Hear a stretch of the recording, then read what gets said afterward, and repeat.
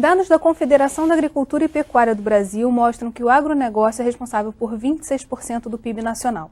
Com o maior rebanho bovino comercial do mundo, só a pecuária de corte fatura no país mais de 50 bilhões de reais por ano e oferece cerca de 7 milhões e 500 mil empregos.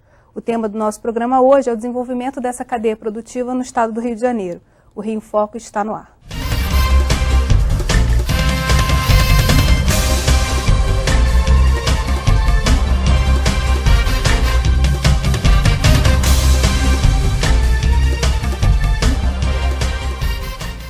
Graças a uma parceria entre o Governo do Estado, o SEBRAE e a Federação da Agricultura, Pecuária e Pesca do Rio de Janeiro, foi apresentado no plenário da LERJ o diagnóstico da cadeia produtiva da pecuária de corte do Estado do Rio. A demanda mundial por carnes crescerá graças ao aumento da população humana e da renda per capita. E para conversar sobre os problemas e soluções apontados pelo estudo, convidamos o secretário de Agricultura, Cristino Áureo, o presidente da FAERJ, Rodolfo Tavares, e o coordenador técnico do projeto, professor Nelson Matos. A gente podia começar o programa falando um pouco do panorama da pecuária de corte no estado. Bom, Geis, eu vou aqui abrindo. O professor Nelson fez um trabalho primoroso, coordenado pela federação, na pessoa do Rodolfo e da equipe toda que assiste a diretoria da FAERJ a respeito de temas que tenham a ver com as cadeias mais vocacionadas aqui para o estado do Rio. E nós da Secretaria de Estado de Agricultura e Pecuária temos por norma, lema, aproveitarmos o conjunto das observações, dos estudos, das análises, para formular programas que venham atender a população do Estado do Rio, seja na ponta produtora, seja na ponta consumidora. Esses programas são feitos baseados nesses diagnósticos. Então, quando um setor se organiza para oferecer conhecimento mais profundo a respeito dele, é natural que a gente encare isso com mais verdade, porque é mais legítimo. Porque pode partir de dados concretos. Claro, então é o próprio setor se pensando, gerando soluções, porque ninguém tem mais compromisso com o próprio sucesso do que o indivíduo, né? Você está ali batalhando para tirar o seu sustento, para avançar na sua atividade. Então, quando você vai fazer um diagnóstico, você procura ser, né, igual aquela pessoa que vai ao médico, né, vai procurar uma clínica, ela quer o máximo de transparência e verdade naquele diagnóstico para poder orientar um bom tratamento. Assim também funciona nessa relação que o Estado tem com a Federação de Agricultura e com as universidades. Quanto mais próximo da verdade, mais isso nos faz acertar naquilo que a gente tem como meta. É o primeiro diagnóstico, né, da pecuária de corte? Da pecuária de corte é o primeiro diagnóstico, Geisa. E para reiterar o que o nosso deputado, o secretário Cristino Áureo afirmou, realmente o nosso comportamento ético é não interferir em nenhum momento, em qualquer aspecto do trabalho científico e acadêmico que é feito. O professor Nelson é testemunha disso, teve toda a liberdade para conduzir esse trabalho com o seu grupo, enfim, com a rede de tecnologia do Estado do Rio de Janeiro e o nosso SEBRAE, sem interferência em nenhum momento, nem do secretário, nem do presidente da federação. E como o secretário afirmou, esses diagnósticos têm sido o lastro, têm sido a base dos planejamentos estratégicos que nós desenvolvemos. Temos a honra de poder afirmar que o nosso planejamento estratégico elaborado lá em 2008 foi cumprido 100%. Né? Dei o exemplo aqui na LERJ, até mesmo propostas que à época eram consideradas sonhos quase que irrealizáveis se materializaram, que é o caso da estrada que liga Purilândia, em Porciúncula, a Santa Clara, né? E lá surge um novo polo de fruticultura do estado do Rio de Janeiro a pleno vapor, né? Então é muito recompensador nós podermos ter a tranquilidade que procuramos fazer o melhor.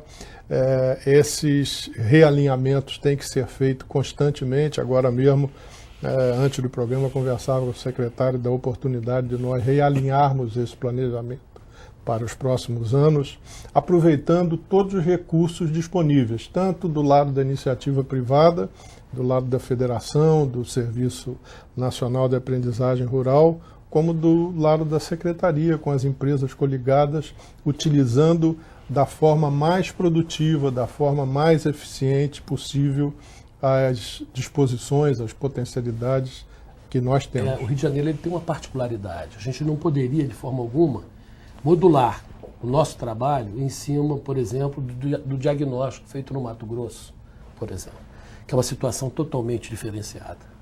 Então, nós fomos um trabalho incansável antes do diagnóstico, porque a gente estabeleceu, junto com o grupo da universidade, os técnicos da FAERJ, em algumas reuniões que nós participamos, para poder elaborar um diagnóstico que nos mostrasse, no final, a situação real da pecuária de corte no estado do Rio de Janeiro. E é interessante salientar que o diagnóstico, embora nós tivéssemos o levantamento apresentado pelo IBGE e também da própria Secretaria de Agricultura, através dos dados relacionados à febre aftosa, que são dados importantíssimos, que retratam a realidade da pecuária no estado, a gente não tinha a palavra do produtor. Então a gente tinha dados numéricos, a gente não tinha os dados do sentimento do produtor em relação àquela atividade que ele está fazendo. Até porque o Rio de Janeiro, na atividade pecuária, tem sido sempre encarado, não, a pecuária do Rio de Janeiro é pequena. Não é, ela é punjante. O que na verdade, a gente tem que modular é que a nossa pecuária é o tamanho do nosso estado. Né? E a pecuária de corte caminha nesse sentido. Então a pecuária de corte do Rio de Janeiro, como todo, eu entendo perfeitamente, o diagnóstico mostrou isso. Nós precisamos formatar a pecuária de corte do Rio de Janeiro para o Rio de Janeiro. Nós não precisamos copiar de nada e nem precisamos criar nada, não. São adequações de programas, de projetos que o próprio diagnóstico apontou e que o produtor espera.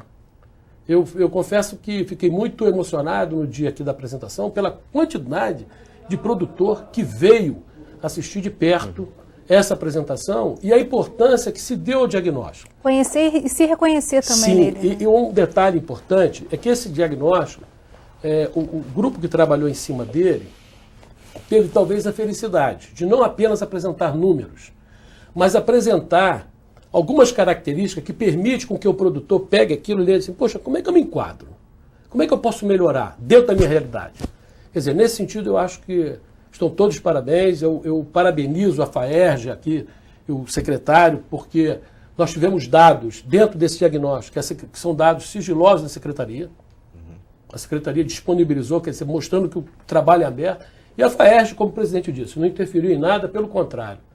Os debates que antecederam a realização do diagnóstico foram fantásticos para que talvez tivesse o sucesso que teve na sua resposta. O senhor falou da importância de reorganizar as metas. Que metas são essas que a gente pode acrescer a partir do diagnóstico para a pecuária de corte?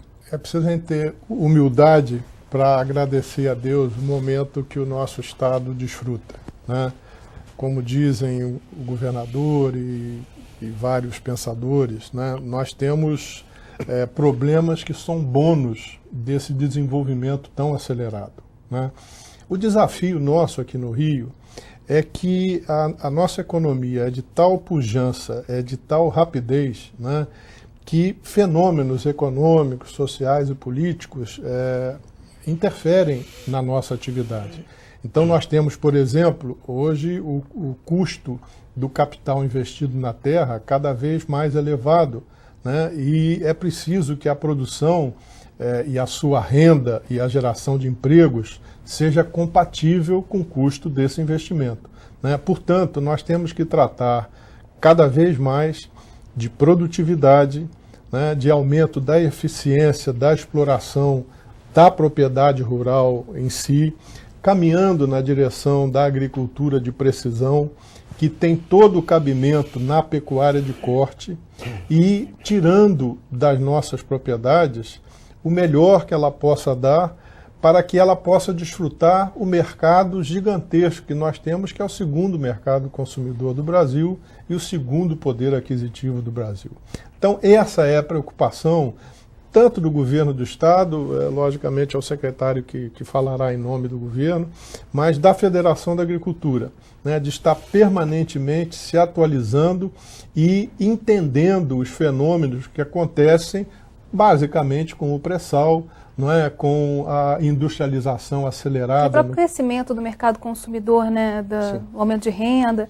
A gente viu a pecuária de leite responder muito rápido a alguns estímulos recentes de diminuição de impostos. Claro. A pecuária de corte vai nesse mesmo caminho? Olha, eu tenho certeza, Geisa, porque são dois mundos muito próximos. O produtor de leite aqui no Rio, e o diagnóstico revela isso, ele também mantém parte do seu rebanho direcionado para o abate.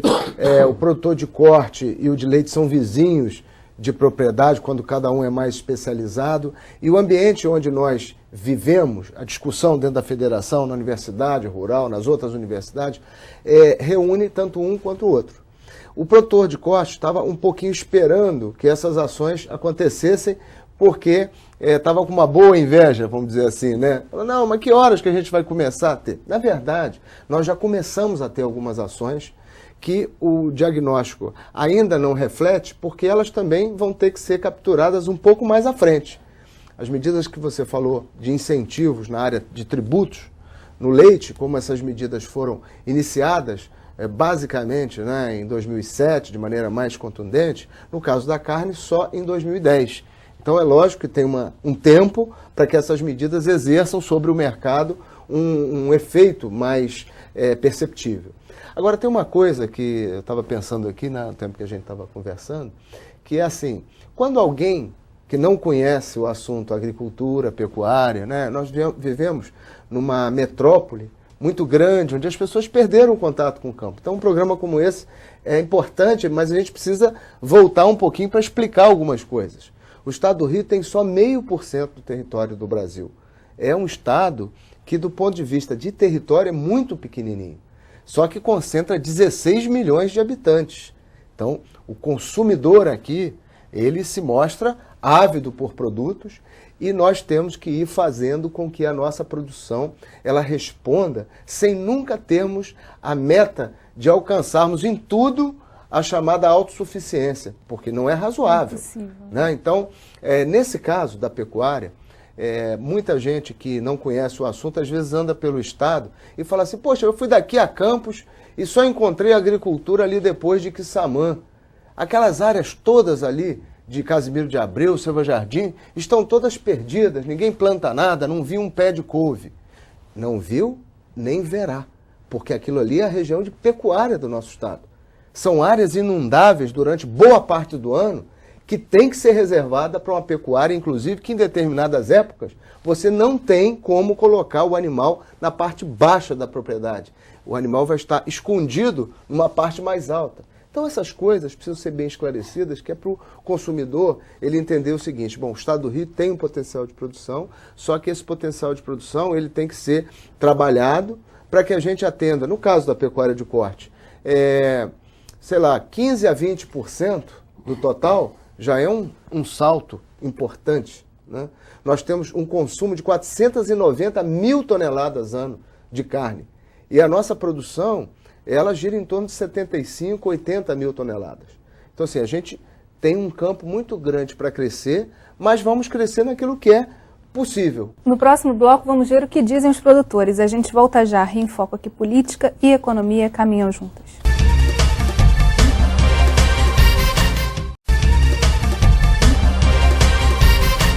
Nossa reportagem conversou com a presidente do Sindicato Rural de Macaé, Edila Bichara Benjamin, e com o de Casimiro de Abreu e Rio das Ostras, Alexandre Viana. Vamos ver o que eles disseram.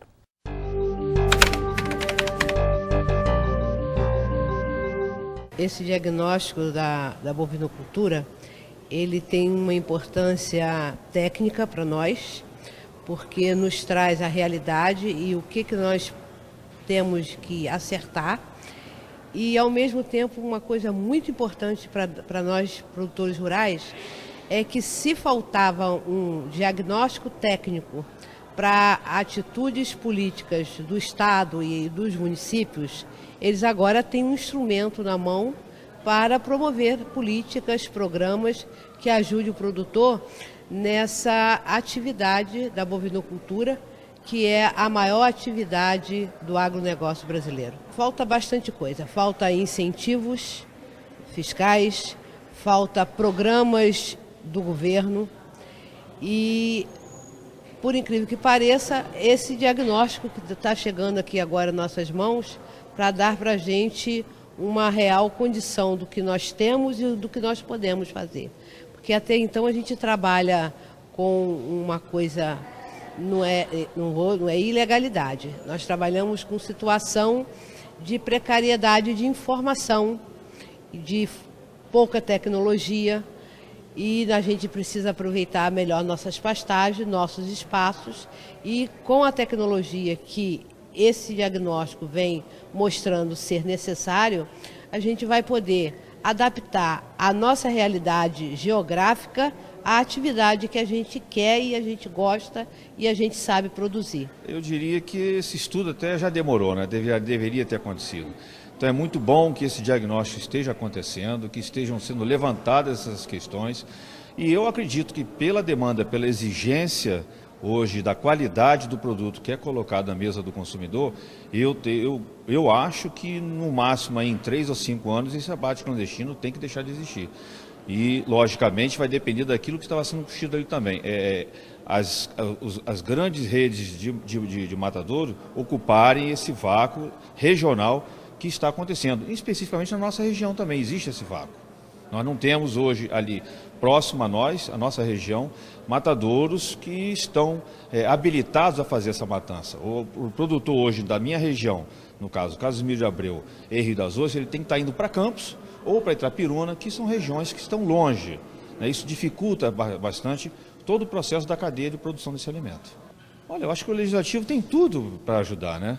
Que a gente não consegue fazer nada se não tiver amparado por leis, né? O aspecto legal, né, as iniciativas governamentais, elas são de suma importância para que essa revolução possa assim se dar por 100% resolvida. Então, os nossos representantes legislativos, não só o estadual, mas o municipal, eles têm que se unir em torno da nossa causa, ou seja, em torno da causa de se produzir alimentos para todos nós de maneira legal, sustentável, higiênica e que possa promover isso, desenvolvimento para o produtor rural. Quais são os programas de incentivo que a gente tem hoje no Estado para o gado de corte? Essas ações, né, o Rio Carne, por exemplo, que é um modelo de programa, novamente, que vai se abastecer muito na continuidade a partir do diagnóstico, ele já está criado, ele é um programa que reúne medidas de natureza tributária. Nós acabamos com o ICMS sobre a carne, né? Então, desde a hora que o animal é comercializado em pé até o consumidor final, carne e seus derivados, não tem tributação aqui no Estado. Isso é um incentivo tremendo, porque isso reduz o custo, né, da produção e reduz, logicamente, para o consumidor o preço final. Então, o Estado arcou com isso e agora nós vamos entrar numa nova fase, que é o programa Rio Genética, que já atua fortemente com o gado leiteiro, ofertando para o pequeno produtor animais de alta produtividade, porque onde você tem um animal, às vezes consumindo água, pastagem, recursos naturais, esse animal pode produzir 3 vezes mais carne, 5 vezes mais leite, dependendo da característica genética desse animal e da alimentação que ele recebe. Então, esses programas, eles visam atender a esse tipo de situação, fora os programas que nós estamos fazendo na área de sanidade, ou seja, o abate clandestino, e aí, obviamente, a gente vai conversar aqui sobre ele, mas tem uma série de medidas que nós já temos tomado e reduziu-se muito o abate clandestino no Estado em função da união dessas forças que estão aqui, mais o apoio do Ministério Público, né, os órgãos municipais, né, que fiscalizam, porque lá no açougue é que você começa a puxar o novelo até você chegar na clandestinidade e poder puni-la. Mas esses programas de incentivo e também de fiscalização, com o fim da desossa, de qualquer maneira, nós vamos ter regras muito mais rigorosas para fazer a desossa em termos de açougues ou supermercados. Então, tudo isso contribui para que a gente coloque qualidade nesse processo. Pegando esse gancho da qualidade, que foi até falado também pelos produtores, é muito importante estabelecer um processo em que a sanidade, tudo esteja sendo visto. E a questão dos frigoríficos ficou apontada no diagnóstico como um gargalo, né? O diagnóstico ele foi muito preciso nesse aspecto, até em função do número de frigoríficos que a gente tem no Rio de Janeiro, né?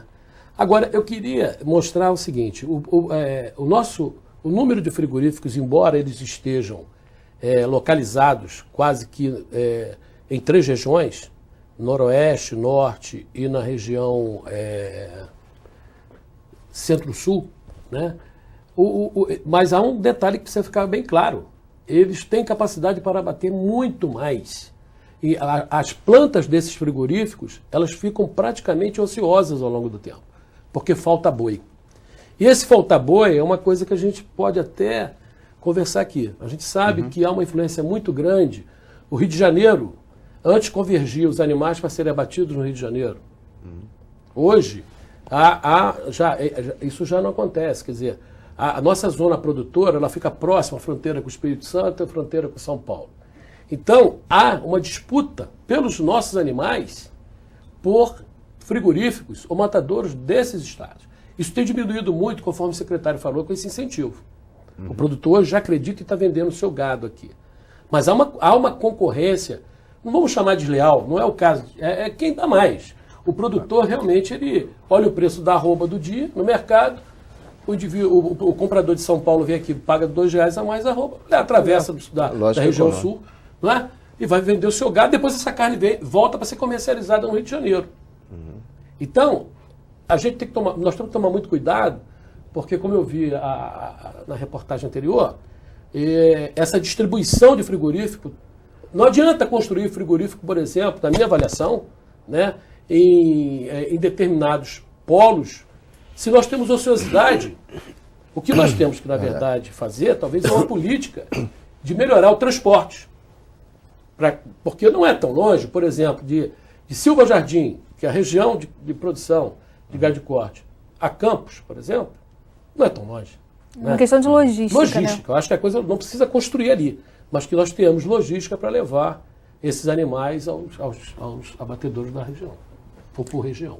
Eu acho que o Nelson tem toda a razão e insisto que o objetivo principal do produtor rural fluminense, que já esboça, já mostra um diferencial de produtividade, porque nós temos 0,5% do território nacional, mas temos 1% do rebanho nacional.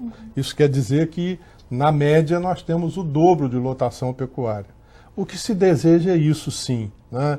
É criar um gado com uma genética mais desenvolvida, que possa melhorar a sua rentabilidade, que possa melhorar o seu desempenho, antecipando a produção das nossas matrizes, né? E também antecipando o abate desse rebanho, podendo ter uma taxa de desfrute próxima de 30% e não próxima de 20%. Né? Esse é o ideal. E nós, produtores rurais fluminenses, temos que nos aproveitar melhor, nos organizar melhor. E foi muito bem enfocado pela nossa presidente do Sindicato Rural de Macaé, a Edla, o Alexandre Viana de Casimiro de Abreu. Né? Nós, com franqueza, não temos mais o que reclamar de políticas fiscais e tributárias. Tudo que possa nos favorecer foi conquistado. Se alguém conhecer um outro estado da federação que faça melhor, nos informe, porque nós pesquisamos em todas as secretarias de fazenda do Brasil inteiro e não encontramos programa melhor nesse particular.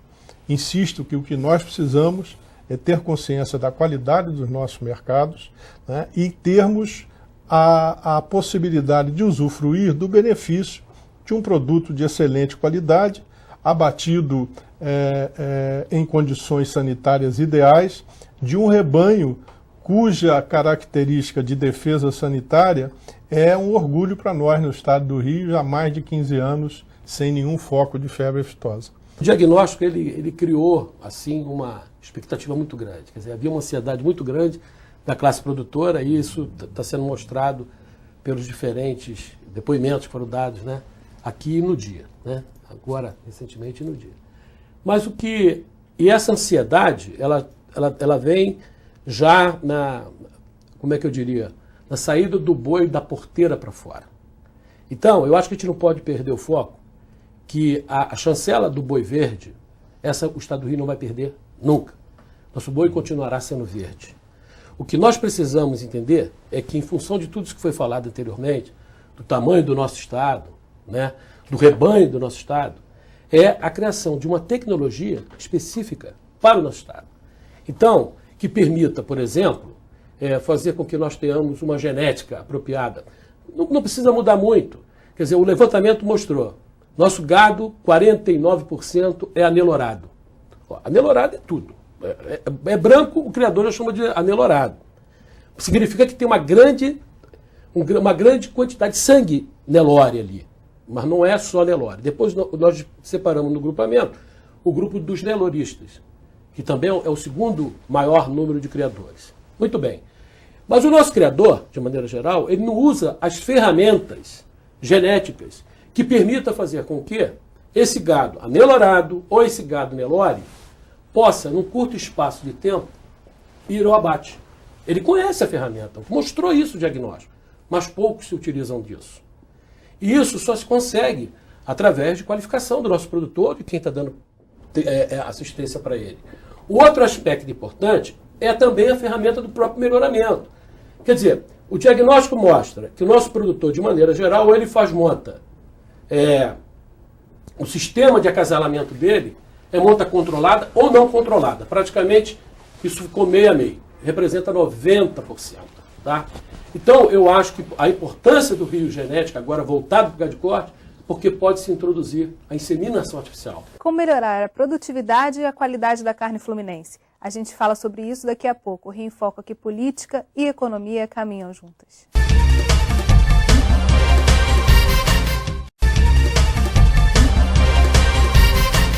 A qualificação profissional é um passo importante para melhorar a produtividade e a qualidade da pecuária fluminense. Nossa reportagem conversou com o assessor técnico da FAERJ, Maurício Salles, que está organizando um curso de atualização técnica em pecuária de corte. Vamos ver.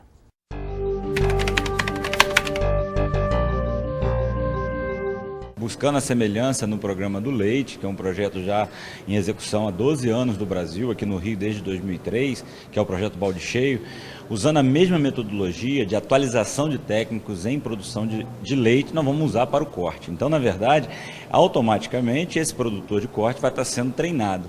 Mas a grande missão do projeto será atualizar técnicos em pecuária de corte, buscando uma intensificação da produção.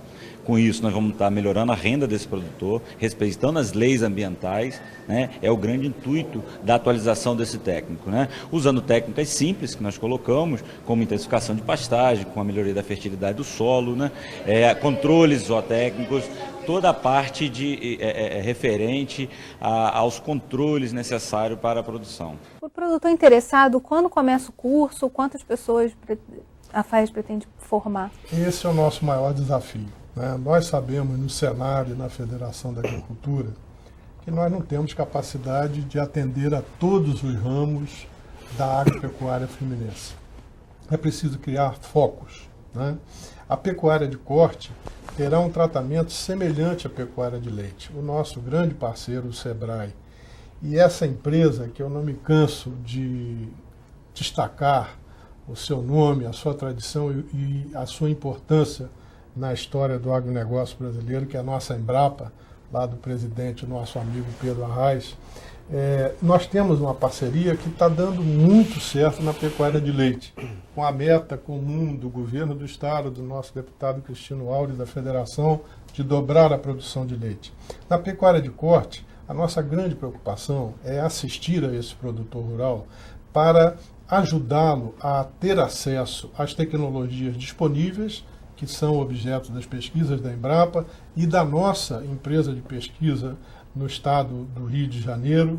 A Pesagro, né? A nossa Pesagro, né? Que cada vez trabalhará mais em sintonia. Tenho certeza que o secretário, dentro desse nosso realinhamento estratégico, um dos pontos será esse, que nós possamos dar a esse produtor rural o conhecimento dessas tecnologias, difundi-las, né? E transferir essas tecnologias ao produtor, mostrando a ele como acelerar esse processo na sua propriedade. Tem um produtor assistindo esse programa, está interessado em acessar. Como ele entra em contato? Olha, é muito fácil. Nós temos um telefone que é gratuito, é um 0800 28 220. De qualquer lugar do estado do Rio de Janeiro, ele telefona e ele será atendido. No próprio município, o sindicato rural ou a cooperativa agropecuária poderão indicar a ele as metas, enfim, os planos de qualificação profissional do Senar naquele município. E atrás de tudo isso vem Emater, vem Pesagro, vem a própria Secretaria de Agricultura participando e dando suporte a muitas dessas ações, né? Ou pelo nosso e-mail, né? Que é presidente@faerj.com.br, ou pelo nosso site www.faerj.com.br. O professor falou no fim do bloco passado sobre a inseminação artificial como um grande desafio da pecuária de corte. Como o Estado vê isso? Olha, a inseminação artificial ela é usada e usada em grande proporção na bovinocultura, né, na criação de gado, no Brasil todo, inclusive no estado do Rio. Porém, o gado leiteiro tem sido mais prestigiado, privilegiado no processo de inseminação. Como esse programa passa para todos os públicos, é bom a gente esclarecer, né? A inseminação artificial, um processo através do qual você fertiliza um animal, uma fêmea, né, usando esse sêmen congelado, que é coletado e depois é colocado no útero dessa matriz, e através dele você vai fazer um produto melhor porque você selecionou bem. Então, no caso do estado do Rio, nós já estamos entrando num passo um pouquinho à frente, que é o IATF, que é a inseminação artificial em tempo fixo. Ao invés de você ficar ali dependendo da época em que o animal tem o cio, ou está propenso a fazer aquele cio, você sincroniza isso, você, através de uma indução, você reúne todo o seu rebanho e fertiliza todas as fêmeas numa mesma época e vai parir numa época que tem mais pasto para o bezerro, ele vai crescer mais rápido, vai ser um animal mais produtivo. Então, essa programação, esse nível de tecnologia é que nós estamos trabalhando hoje através dos órgãos que foi comentado aqui, né, das empresas de pesquisa, da extensão. E muito importante é que o consumidor possa entender que a carne do estado do Rio, ela está buscando a qualidade. Como é que você busca a qualidade? É ter animais mais jovens para ter uma carne mais macia, raças próprias para produzir essa carne de qualidade. Então não adianta você querer fazer produção se você não entende o que é bom para aquele produto que você está mirando. Então, determinado tipo de cruzamento dos animais cuja origem é na Índia, com animais cuja origem é na Europa, e que já estão aclimatados no Brasil faz séculos, bem combinados, faz o animal muito melhor, vai dar aquele churrasco do jeito que o consumidor quer, com a cobertura de gordura na medida certa, com a maciez, e também um serviço de inspeção que garanta que o produtor está fazendo algo que o consumidor vai apreciar. Como a gente tem certeza dessa questão da segurança alimentar? Você diz em relação à qualidade sanitária da carne. Muito bem. Primeiro, procurar estabelecimentos, açougues, supermercados, que ostentem lá o carimbo ou do CIE, né, que é o Serviço de Inspeção Estadual, ou do CIF, que é o Serviço de Inspeção Federal, tendo certeza que aquele estabelecimento cumpre as normas sanitárias. Não consumir carne adquiridas em locais suspeitos ou de fornecedores que você não conhece bem. Enfim, o consumidor tem um grande papel para poder barrar, né, esse trabalho informal, clandestino. E nós contamos com o consumidor para identificar bem, né, nesse estabelecimento. Se tiver dúvida, pede para ver o carimbo na carcaça ou na peça de carne, porque ele vai estar ali mostrando a origem. E o produtor no diagnóstico, ele está antenado com essa necessidade de seguir os padrões, de estar dentro das normas? Olha só, interessante, o diagnóstico aponta para essa direção. Inclusive, mesmo no segmento que vende o seu produto para o açougue, ele sabe que ele não pode vender aquele bovino sem GTA. Né? Que é uma guia de trânsito, né, professor? Guia de trânsito. Então, o que acontece?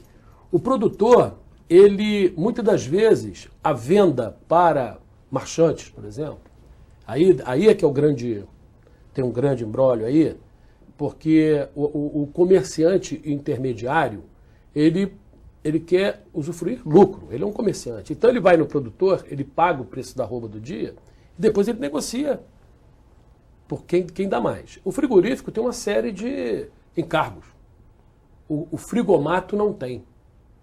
Então, nessa história toda, se o animal é dirigido para o frigomato, ele tem mais lucro.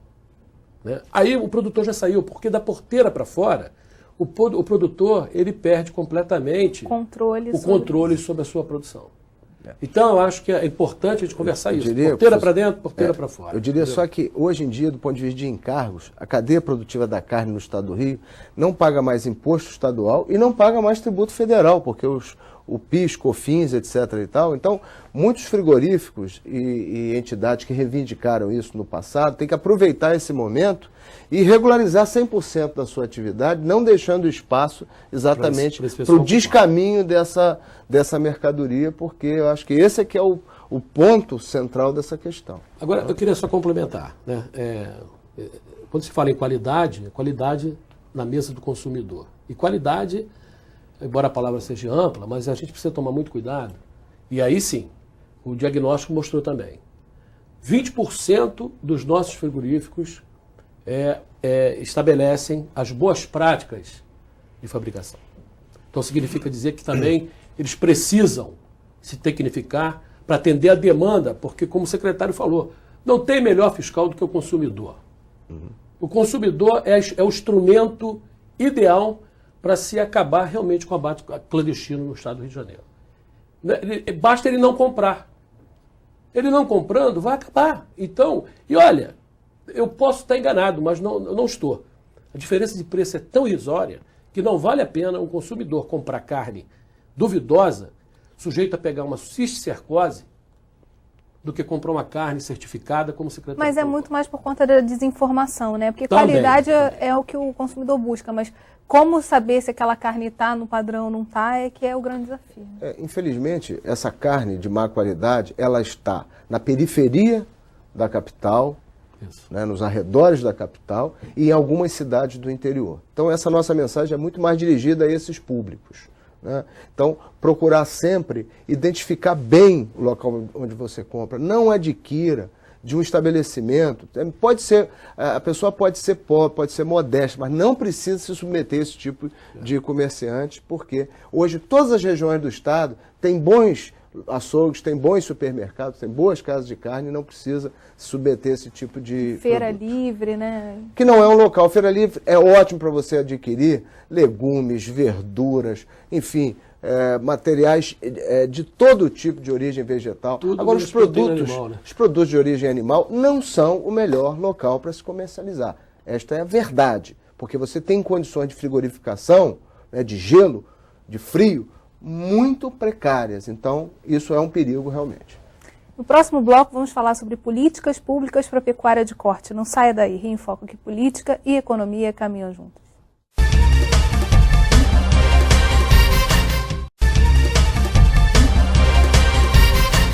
7 bilhões de pessoas vivem no mundo hoje. A projeção é que em 2050 sejamos 9 bilhões. Se já é difícil alimentar 7 bilhões hoje, como é que a gente faz para alimentar 9?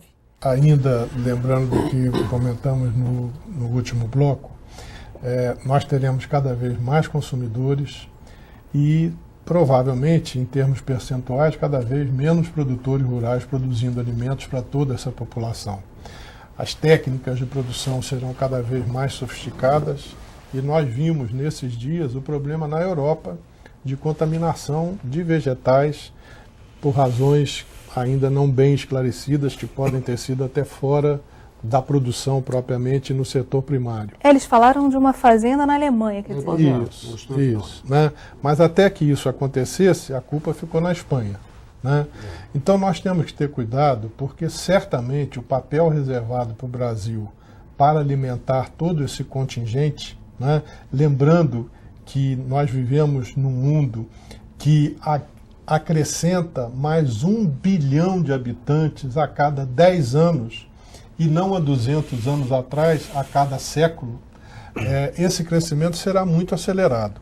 E a qualidade, né, é um aspecto que é fundamental para o produtor rural no estado do Rio de Janeiro. Nós não vamos nos beneficiar das grandes commodities, de grãos, né, de nada disso. Nós temos que focalizar a nossa produção. Temos um bom mercado para o orgânico. É bom lembrar que os próximos anos, Jogos Olímpicos e Copa do Mundo trazem grande consumo desse tipo de produto.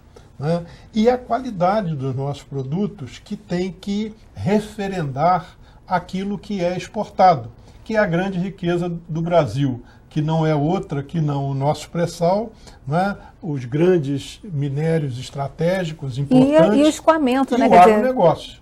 Né? Então, o nosso produto internamente também tem essa responsabilidade, não só na defesa sanitária, como em alimentos de qualidade para alimentar a nossa população e servir de referência para a pauta do agronegócio internacional. Puxando um pouco para a questão do legislativo, né, e das normas e das leis para regulamentar isso, quais são os desafios que a gente tem, tanto no Estado quanto no país, com a aprovação recente do Código? Olha, ótimo assunto.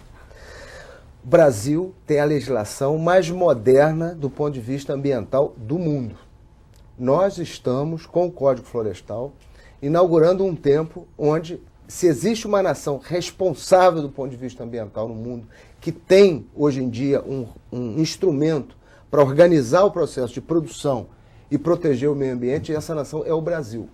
Eu conversava outro dia, trocando ideias, né? Eu sou muito identificado com a agricultura, por óbvio, né? Sou veterinário, enfim, trabalho nisso há anos, secretário, sou produtor rural e conversava com uma pessoa que tem mais identificação com a área ambiental, por questão também de origem, etc. Eu estava dizendo, olha, nós não precisamos ser adversários, isso aqui não é um dilema, nós precisamos nos entender. Você está aí bebendo essa taçazinha de vinho nessa conversa nossa, esse vinho vem de uma região da França, onde não há um código florestal da qualidade do que tem no Brasil. A França desmatou todas as margens de rio, todas as encostas, continua produzindo uva e vinho naquilo que seria a APP, só que na França não tem área de proteção permanente como tem aqui no Brasil. O Brasil se impôs um regulamento forte e firme. Então não tem história de quem foi derrotado e quem foi beneficiado. Nós estamos agora em condições de ter uma nação produtora de alimentos, mas que tem normas para preservar o meio ambiente. E acho que isso é que está fazendo com que nós tenhamos condições de avançar. Por isso que o Congresso Nacional foi de 400 a menos de 100. O Congresso Nacional entendeu que o Brasil, ao contrário do que se dizia há muito tempo, que produzir alimentos é setor primário, é coisa atrasada da economia. Olha, o mundo descobriu que produzir alimentos tem um valor extraordinário. E que a inovação está dentro disso. Claro. Nossa agregação de valor, que todo mundo dizia, quanto de tecnologia não tem num grão de soja? Quanto de tecnologia não tem no novilho que é abatido aos 24 meses, ao invés de ser aos 60 meses, como era antigamente? Então, acho que o Brasil está dando um grande exemplo. O estado do Rio está muito enquadrado, tem 20% de cobertura vegetal de Mata Atlântica, um dos melhores estados, se não o melhor no Brasil, em conciliação meio ambiente e produção. Eu acho que o nosso secretário Cristino Áureo tem toda a razão, e eu gostaria de afirmar que o grande vitorioso nesse processo não foi ambientalista ou ruralista. O grande vitorioso nesse processo foi o Brasil, que teve um parlamento que refletiu os interesses brasileiros, os interesses do nosso país, diante de interesses estrangeiros que gostariam muito que o nosso país ficasse encantado. Tenho certeza que a presidenta Dilma, com a assessoria que hoje nós temos disponível de uma Embrapa, não é, que tem todas as condições de levar ao governo informações precisas a respeito desse processo, creio que todos nós temos que comemorar o nosso parlamento, que refletiu a vontade do povo brasileiro, os interesses nacionais, né, e tenho certeza que no Senado esse processo será aperfeiçoado, né, e nós continuaremos a ter a melhor legislação ambiental do mundo, preservando o nosso país para nós próprios e os nossos filhos e netos que vêm por aí, e o seu, que se Deus quiser, quando o programa for ao ar, já terá vindo ao mundo para a glória de todos nós. Eu sou um otimista por natureza e eu não tenho dúvida nenhuma que a pecuária e a agricultura brasileira ela vai responder a isso, né? Nós não somos apenas o celeiro de produção, seremos sempre. Isso aí eu não tenho dúvida disso e eu tive a oportunidade de falar na apresentação, acho que também o continente africano vai participar disso. Mas acho que, conforme foi colocado pelo secretário em relação às legislações brasileiras, inclusive na segurança alimentar, na segurança do alimento, ela é uma das mais exigentes do mundo. Basta aplicá-la. E o Código Florestal vai nesse caminho. Agora é preciso que se diga uma coisa aqui. Levantamentos feitos pelo próprio IBGE têm mostrado que foi devolvido ao ambiente mais de 190 milhões de hectares. Então a pecuária, ao se tecnificar, ao aumentar o número de animais por hectare, reduziu essa área. Então, o grande vilão na história não é quem produz carne, quem produz o grão. É se adequar, como o secretário colocou, o próprio exemplo da França. Né? Nós não é defender o desmatamento, não. Pelo contrário, temos que preservar, sim.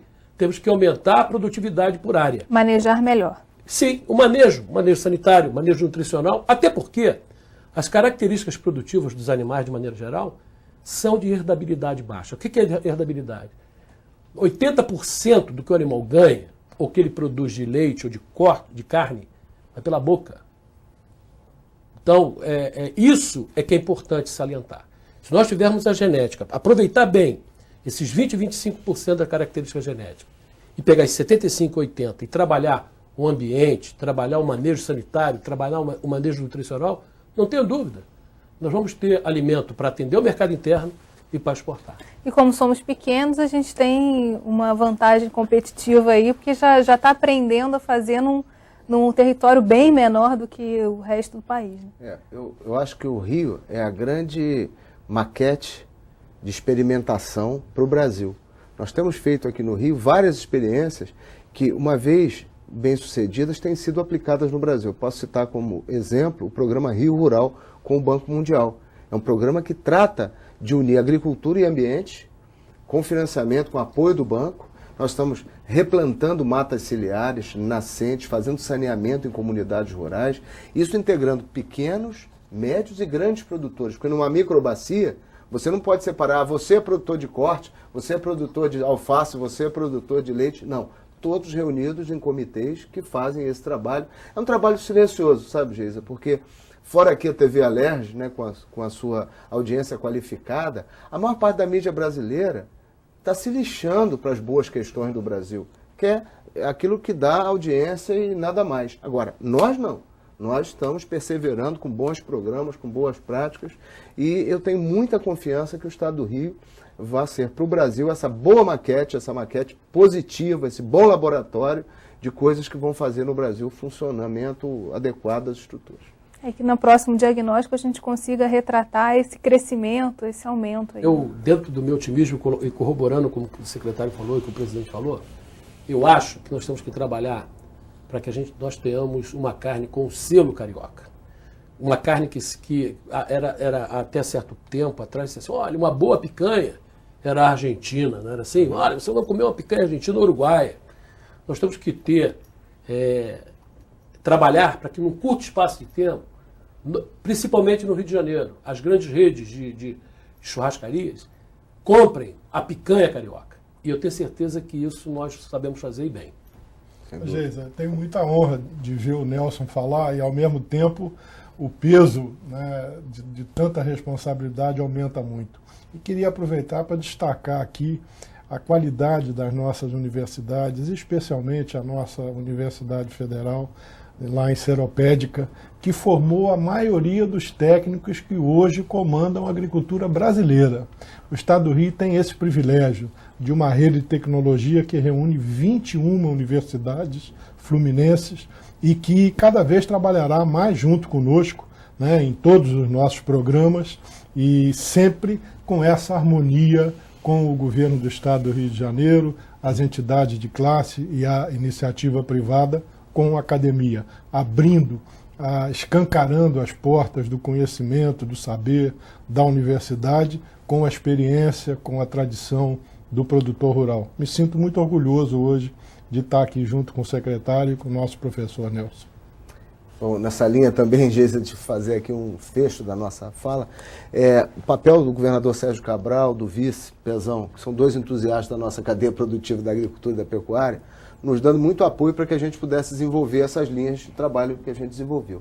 E aqui da casa da Alerj, né, tanto sob o comando hoje do presidente Paulo Melo, quanto o comando do presidente Pisciani, que sempre votaram a favor do produtor rural e do consumidor. Então, acho que isso são dois registros importantes. Nós já falamos aqui da Emater e da Pesagro, que são duas estruturas da defesa agropecuária, 3 estruturas, aliás, da nossa secretaria, que vem e tem tudo a ver com essa cadeia produtiva. Infelizmente, nosso programa está chegando ao fim. Queria agradecer Cristino, Rodolfo, Nelson e a você que acompanhou a gente até agora. O Rio em Foco é o programa do Fórum Permanente de Desenvolvimento Estratégico do Estado. Para acompanhar os nossos debates, acesse a nossa página na internet ou as nossas redes sociais. Você também pode assistir esse programa no site www.rioemfoco.rj.gov.br e pelo www.tvalerj.tv. TV Alerj, o canal do povo fluminense. Até a próxima.